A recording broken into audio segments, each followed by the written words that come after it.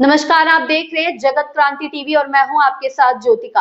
आइए रुक करते हैं खबर की ओर। पाकिस्तान 4 दिन में ही युद्ध विराम मांगने पर हुआ था मजबूर। ऑपरेशन सिंदूर पर बोले राजनाथ सिंह।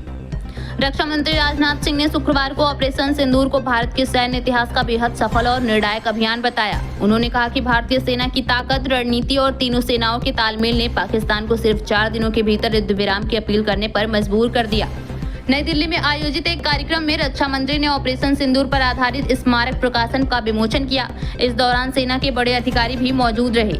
कार्यक्रम में देशभक्ति और सैन्य गौरव का माहौल देखने को मिला। रक्षा मंत्री राजनाथ सिंह ने कहा कि ऑपरेशन सिंदूर केवल एक सैन्य कार्रवाई नहीं था, बल्कि यह भारत की मजबूत इच्छा शक्ति और आधुनिक युद्ध क्षमता का उदाहरण था।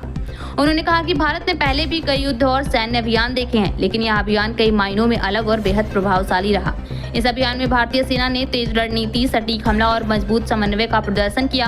उन्होंने कहा कि इस ऑपरेशन ने दुनिया को दिखा दिया कि भारत अब हर चुनौती का जवाब तेजी और मजबूती से देने में सक्षम है।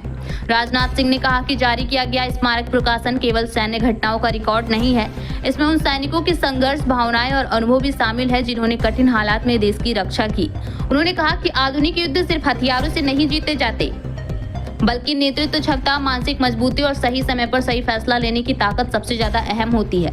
रक्षा मंत्री के मुताबिक यह पुस्तक सैनिकों के साहस और समर्पण को बेहद मानवीय तरीके से सामने लाती है और युवाओं को प्रेरणा देने का काम करेगी। रक्षा मंत्री ने कहा कि जब देश के जवान सीमा पर अपने प्राणों की बाजी लगाते हैं, तब देश के नागरिकों को भी जिम्मेदारी बढ़ जाती है। उन्होंने लोगों से देश हित को सबसे ऊपर रखने की अपील की। राजनाथ सिंह ने कहा कि हर नागरिक को देश की सुरक्षा और संप्रभुता के महत्व को समझना चाहिए। उन्होंने कहा कि ऑपरेशन सिंदूर जैसे अभियान केवल सेना की ताकत नहीं दिखाते, बल्कि पूरे देश की एकता और विश्वास को भी मजबूत करते हैं। रक्षा मंत्री ने लोगों से स्मारक प्रकाशन से प्रेरणा लेने की बात कही। इस खबर में बस इतना ही। बने रहिए जगत क्रांति टीवी के साथ।